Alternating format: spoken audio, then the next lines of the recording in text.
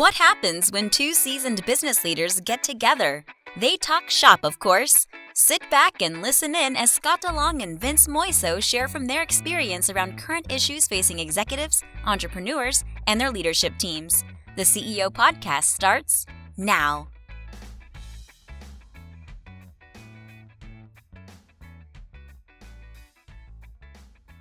Hey, everybody, it's Scott DeLong with the CEO Podcast. I'm here, as always, with my partner, Vince Moiso, and we have a special guest today, Karan Yaramada. I hope I got that right, Karan. I struggle with names, but Karan Yaramada from Jade Software.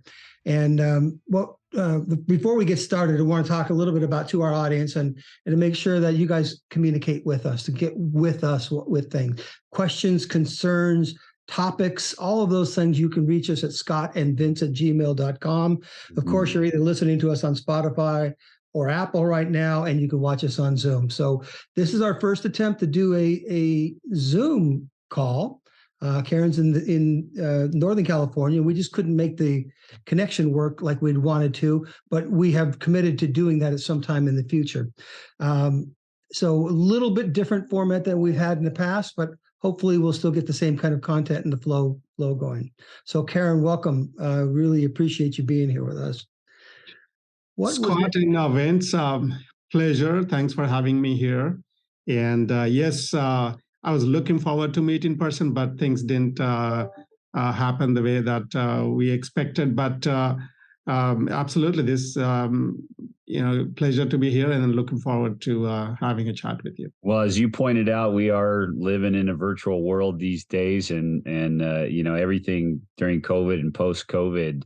I think these type of meetings have just become the norm, right? So why should this be any different? Absolutely. I've done the interviews like these on Zoom, and we have the offices worldwide, 11 offices around the world, and we live on Zoom nowadays. So yeah, absolutely. Well, let's do that. Let's talk a little bit about yourself and your background. You got an interesting background educationally and career-wise, but then Jade Software as well. So why don't you talk a little bit about yourself and a little bit about the company? Because I've got some questions for you. Sure, yeah. So my name is Karan Yaramada. I've done my engineering undergrad in mechanical engineering, and I went and did my master's in computer science. That was back in India, early 90s. And I started my career with one of the big global consulting, IT consulting companies, Tata Consultancy Services. And within 2 years, they sent me here to the United States on a project. That's how I came here in 1994, almost 30 years ago. Of course, in education-wise, I went and did my business school education at Harvard Business School later, but that was about 7-8 years after I founded the company. So okay. The company is Jade Global IT Services and Software, both. That's what we do. It's a bootstrap in 2003. That's where it started. And just prior to 2003, before I bootstrapped, I left my well-paying job at KPMG Consulting. That's where I was. A number of years I was working there.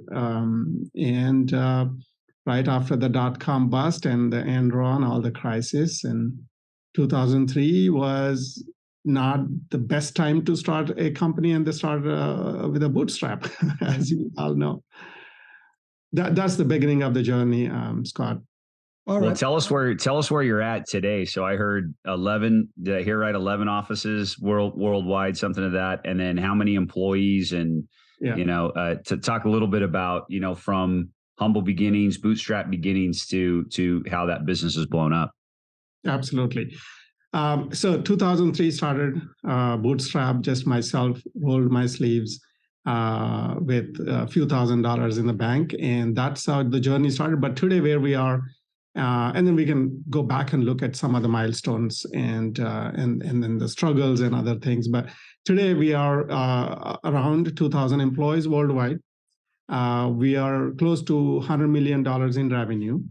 And we have offices in, of course, United States. We are We started in the West Coast in Northern California, and we have presence in Dallas. We have an office in Dallas. We have in Utah, Ogden, Pennsylvania, Toronto, and we have customers and employees and customers in 25 states in United States, and of course, a few in Canada. And then besides, we have an outfit, a small presence in Singapore, Austria, UK, and of course, our biggest presence is in India. That's where our 70% of employee population is in India, offshore development centers.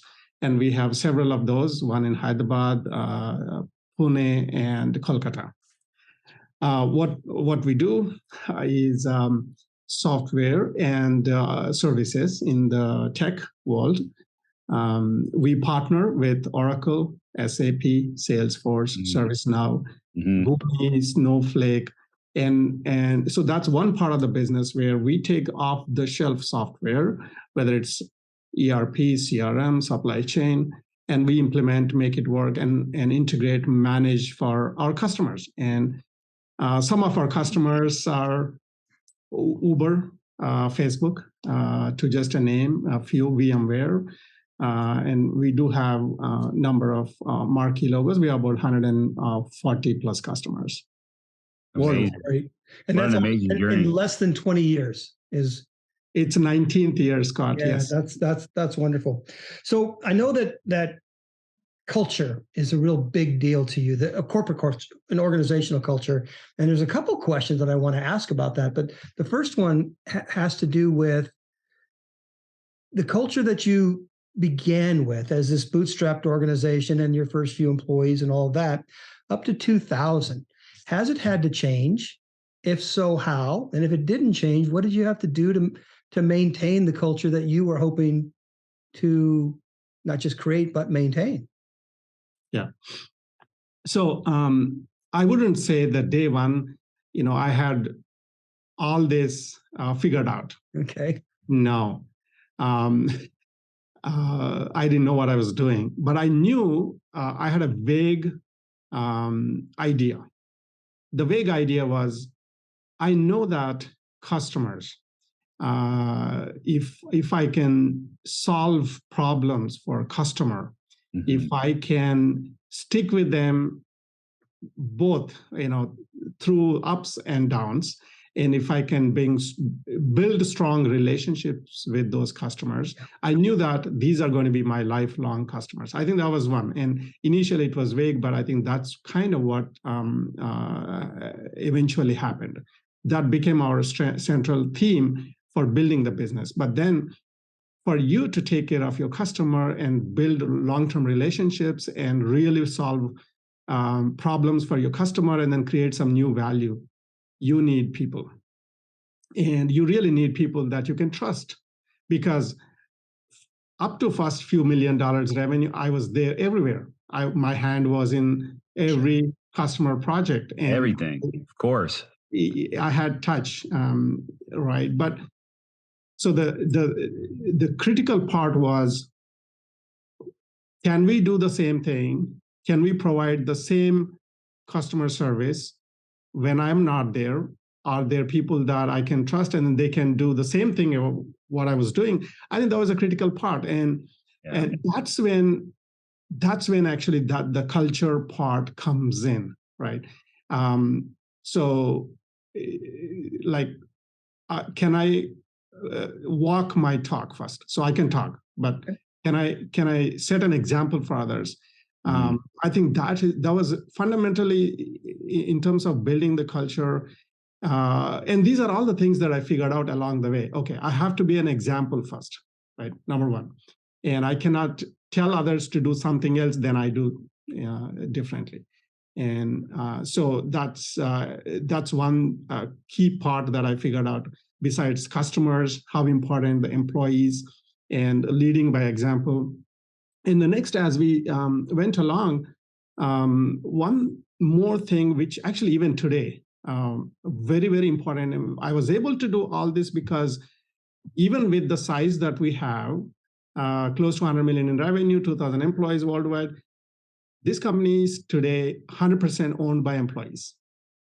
no external investors, no VCs, no private equity, no one else. So that actually gives me and the leadership team a great leverage, because we are not driven by external entities. We are not driven by, not our primary motive is not profit. Profits are important, but when the times are tough, sometimes you have to make decisions. You have to choose. Yeah. That gives a great leverage that we always put people above the profits or the other economics. And that's where I think we can. So going back to how the culture part started shaping up one at a time. It took me a really long time really to put all the culture values. So what we have is a values and beliefs. A couple of years ago, we actually started documenting, and I was holding on that for a long time, because I said, hey, first we need to live these values and beliefs. We don't want to write it down and put it on the board and then think that we have a great culture. So I always used to remind people that first you need to live those values before you go and tell other people. So helping others to achieve really realize their highest potential, I think, is the key. Realizing that our strength comes from our people and the diversity of people, not just any people, and the right people. And helping people to grow. And of course, there are a lot of common denominators, but besides that, anybody can just sit and write, culture, values, and beliefs. But I think leading by example, really living day in, day out, and especially when you are under stress, when things are going bad, can you hold those values high up? So that really made the difference. One of your core values that I read about was that it really struck me, because I'd never seen this in writing before from another company. So this is certainly, well, it might not be unique. It was unique to put into your core values, and that's to be rigorous but not ruthless. Yes. Where did that come from? How did that come about for you? There's a good catch, Scott, because so this is what happened, and we see this all the time, especially the public companies. Oh yeah, great company, but when they fall short of the bottom line, they throw a bunch of people under the bus, cutting, so they're ruthless. No matter what. We heard, people are going through tough times in their lives. They lose their medical benefits. They lose their immigration status. They're going through tough times in their lives. So the one thing that I always push my team to do, yes, have the rigor in the process. Make sure that people are productive. You don't have any wastage, right? And you do the right things. But at the same time, when it comes to really that one individual that you have to make a decision on, don't be ruthless. Understand, give the options, see what you can do and how you can make it work, rather than go with the idea that, oh, I can cut and then just save money. No, just go figure out, how can you make this a win-win situation rather than just a win-lose situation. So I think that's been really close to me, because it's easier said than done. And but I remind my team all the time. So we have gone through ups and downs several times. Anytime this discussion comes, one thing that I say, yes, you have to do it, but don't be ruthless, right? And that reminder is very, very important, and always helps when we have to make decisions. We talk a lot about those concepts, and that is that sometimes people don't hit their mark, they don't hit the number, right? And rather than just being ruthless, as you use the term that you use, listen to understand and try to find out where they're coming from and what their needs and the reasons behind that. So I really like that a lot. Yeah. The other one just to give Scott, just to give an example on that. Sometimes we had to talk to people, and this happened in 2009 when many companies actually folded, and we were going through tough time. We were not alone. One thing that we did, we said, okay, everybody needs to take a pay cut. We are not going to lay off. I can actually today proudly say that we've never laid off in this 19 years. There's no layoffs in the company. Yes, we let people go, but for some reasons, either they're not a fit, there's a poor misfit, mostly right people, but at the wrong place. And we do give opportunities to people to go learn something else or move into other area. But in 2009, what we did, we surveyed and we took everybody came forward and they said, I'll take 10%, 15%, 20% pay cut. And we did save about 50 jobs because otherwise we had to let 50 people go. At the time around, we had like 400 to 500 people. I think that kind of helps, that's a kind of leading by example. And then I was the first one to come and say, I'm going to take the pay cut. Our first option is not to let people go. First option is to see how we can save, how we can survive. Yeah. Wonderful. The other thing that I really liked on looking at your values was the one that's listed as number 2, enjoy the journey and own the results. Yes, absolutely. So I'm a big believer in people needing to appreciate the job they have and enjoying the job that they have. Now, not every day is going to be great. It's not supposed to be, but enjoying the job. In fact, I just had a conversation with my young son today that he's really struggling with, the conversation he just had with his boss. And in my bottom line, he goes, what would you do? I said, well, you need to decide what you're going to do. However, I've made a decision to never work for a company that I don't believe in, that I don't enjoy. Work's too much of our life. It's a third of your lifetime, right? You get to sleep for a third, you get to work for a third, and you get everything else gets crammed in to a third. Why would you not go someplace you can enjoy? Yeah, absolutely. You said that very well, Scott. I say, when the passion and the purpose, when that becomes just one, you don't feel like you're working hard. You just work. In the last 19 years, I never felt like I was working hard. I worked 40, 50 hours, 60 hours some days, some weeks. But I think that's the key. I think if we can help people to find that passion and the purpose, when they become one, it just flows just very smooth. And very, very important to really make sure that the people, you don't put people in a box and pigeonhole them, and then not to understand, not to get that feedback. Help people to find their passion. Absolutely. So, yeah. And you're not giving them their passion. You're allowing them the opportunity to find the passion within the organization that's there. Yeah, absolutely. And not everyone's a fit for every company, right? It's okay. Yeah, many times we help people that, this is probably not the right place or the right job, or, help people to go find the right place. And so that the journey part goes back to the customer as well, Scott.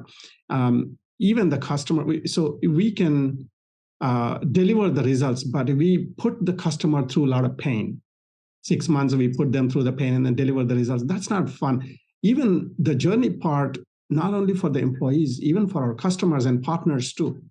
I think making it fun, making the journey enjoyable for everybody, I think is really key. I think then that's the productivity. When people can get up on a daily basis and look forward to go to work, instead of being dreaded. I think that's really we can call that a success.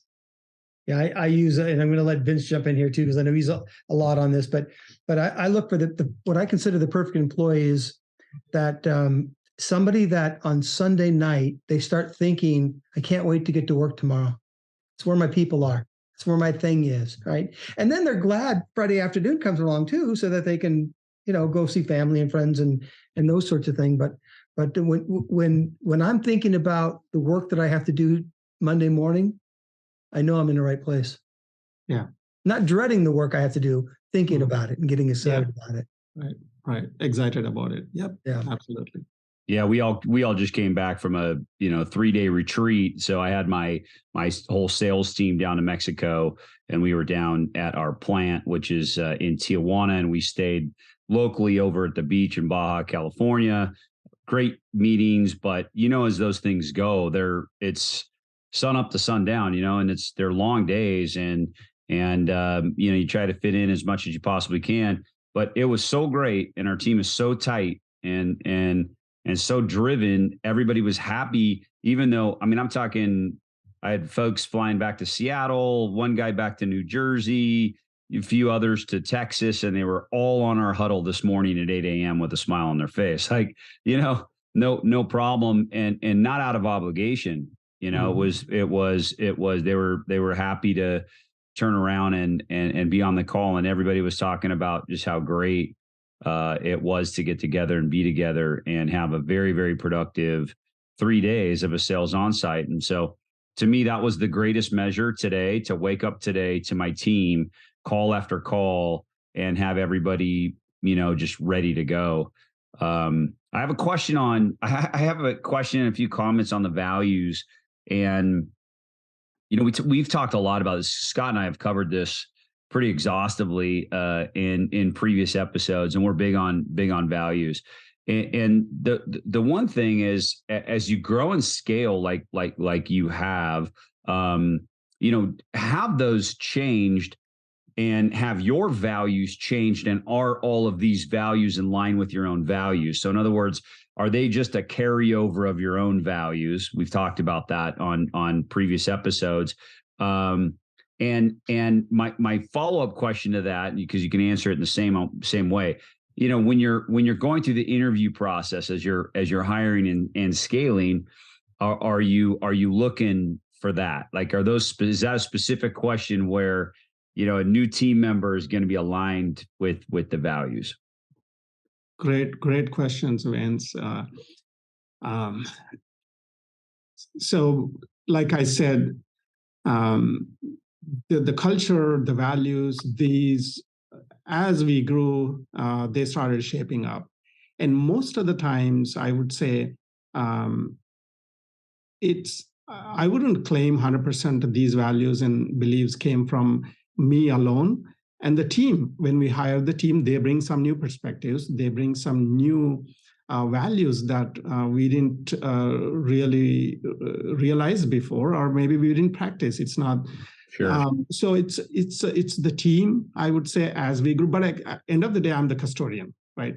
And I have to, because what we adopt and what we don't adopt, when we hired a lot of people with a number of years experience. So they do bring their own values, their own perspectives and personalities. So take the best, when we hire first time, first day one, when they come to the office, one thing that I tell them, I know you have learned a lot. You have a lot of experience and wisdom. Bring all the best and leave all the things that, if you have to do this all over again, what is that you keep, and then what is that you throw away? And I think that is very important, because people, if you let people do whatever, they have experienced, they've learned, and without those filters, then you start, every time you hire a senior person, you start diluting your culture. Then you have to go a few steps back, and then, right? So I think, but making that upfront, being deliberate, call out that, yes, here is what is our vision, or where we are trying to go. This is what we stand for, and what you bring, make sure that it is aligned. Not everything that you have done before. It doesn't mean just because and you have done it and you believe, it doesn't mean that it fits in here, right? I think those filters, being deliberate upfront, really helps. So my other question had to do with the different cultures within communities. For instance, India, Singapore, several in the United States. People in different parts of the world have different philosophies. How are you able to manage an organizational culture when you have different religions and politics and all the different things that happen when you get in different parts of the world. Yeah. So that's really the most difficult part. People do come from different backgrounds. And I think one way that I believe in not talking about those, first of all, not talking about the religions or the gender. I think, one, we make sure that we treat everybody equal, and we are bound by certain values and the rules and processes. But it's difficult, though. It's even saying this is all is easy, but and I think when it comes to managing, when there is a situation, whether the people are trained to handle those situations, I think that's the key. And then I would say we are not there yet as a company. If you ask me, are we perfect? No, not there yet. I think we have a long way to go in terms of managing that, the culture, various cultural backgrounds and the sentiments that people have. And we are working hard to train the people, because we want to make sure that the people are trained to manage the situation, manage the exceptions, and also people understand the values and the culture, and then they internalize. I think that's very important. Scott, I would say that's a very difficult part, but it has to be driven from the top. And from the top, if you take from me to the executive team and then the team after, so we start training from the top and keep talking about it. I think engaging people and always reminding people helps. But I would say we are nowhere close to where we want to be in that. We do time to time have the situations where people, didn't appreciate the sentiments of certain people, or they didn't treat people. They didn't treat people fairly based on their background. So that's a very difficult part, because we have huge diversity. We have people from many countries, many backgrounds. We're still working on that. Still work in process. Well, what I'm hearing, Scott, pretty loud and clear, which are topics that you and I have talked about many times. And one is that culture is going to be driven by leadership, right? I mean, so you use the word custodian, right? Great word. I like that. It's a great word to describe it, because that is what you are. You are the custodian of that culture. Therefore, you have to embody it. We've used the term embody it. You have to embody that culture. You have to embody the values, and you have to live them. You said that, you have to live those values and live that culture. Otherwise it's bullshit, right? I mean, that's what it ends up being. It's just something that you write on paper for people to look at, unless you're actually living it and embodying it, like I'm talking about. But what's critical, I think, to what you're saying, because you're such a people-driven business, and clearly when I hear you speak, people are incredibly important to you, genuinely, and to your business. And so much of the culture and the values, and the way you answered my question earlier, are driven by the people as well, right? So you've allowed those to evolve, adapt, and change over time, driven by the people that work for you and work for your organization. And if I heard you correctly, you said it's 100% employee-owned business at this point. So no private equity or any outside influence in that way. So it sounds like everybody's totally bought in, because you're collaborating at a high level when it comes to culture of the business, and however the business is going to grow and scale in that way. So Scott, I mean, this is what we're talking about, right? This is gold. This is leader-driven expectations, leader-driven culture, to a point where now the team is really driving it, living it, embodying it, collaborating on allowing a company to scale and evolve to the level that Jade has. So that's pretty incredible. I like it. I like all of that. And it wraps up nicely to many things. I just see that as such a difficult transition, being a bootstrap, and I bootstrapped 3 different companies, right? And then grew them, never to 2,000 people. But the more people, the more problems that you will face. Not saying the people are problems, but the diversity creates opportunity, but it also creates challenges. Right. And being able to manage that, congratulations. I give you you and your team a lot of credit for being able to do that. Scott, I like the humility as well. So, if you heard what he said at the end there, because I think you asked a really great question, and there's a lot of companies that are facing that right now. So in a world of virtual assistants and sending jobs overseas, which we can do, to India or to other places, Philippines is growing rapidly as well. That being said, you've got a totally different country, different culture, different language. You've got all these barriers to having a cohesive team and having everybody understand when you write something in English. I know I live that because I've got a team in Mexico, right? So we're really careful about, hey, when we came up with an updated brand purpose, how does that translate into Spanish, right? Because they need to live and understand it as much as we do because we're one team, right? But what I heard you say in just so much humility is, yeah, we still have a lot of work to do, right? By no means, have we mastered that.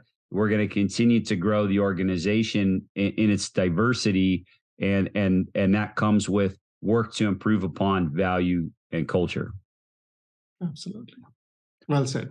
Well, Karen, we're getting towards the end here. We try to keep this at about a half an hour to make sure that we move on. But we would like to have you come back, and when you get in town, we can sit together and have a cup of coffee or a beer or however that works out. We'll do that again. Would you like to give a little bit of information on how people can get in touch with you or your organization if they had any more questions that they wanted to reach out to? Oh, yeah, absolutely. First of all, Scott and Vince, thank you very much. I would love to sit with you and have that in-person discussion. And I'm looking forward for that anytime. And we have a website. It's www.jadeglobal.com. And go to the jadeglobal.com and you can find contact us, and you can send an email or a phone call, or in many different ways you can reach out to us. Well, and also, listeners, please reach out to Scott or myself, Scott and Vince at gmail.com. We can certainly put you in touch and give you any of the information that you need. And then, Scott, I think you're going to throw this up on YouTube, right? So you can check us out on our YouTube channel if you prefer to watch it. Please subscribe to our channel, and on Apple Podcasts or on Spotify, we'd love to get a review from you. So if you're so inclined, and if you've listened thus far, we thank you for that, and thanks for hanging in with us. Man, that was a great conversation. I appreciate the experience share and sharing about your company. That was awesome. I love learning from others and certainly from their experience. So appreciate having you on. Till next time, Scott. All right. Cheers. Thanks, Karen. Thanks, Scott. Bye now. Thank you for joining us for the CEO Podcast. Please visit us at theceopodcast.net, where you can learn more about our co-hosts and listen to past episodes. If you would like to have a discussion and dive deeper into any topic, there is also an option to contact Scott or Vince to schedule some time with them. Thanks for listening.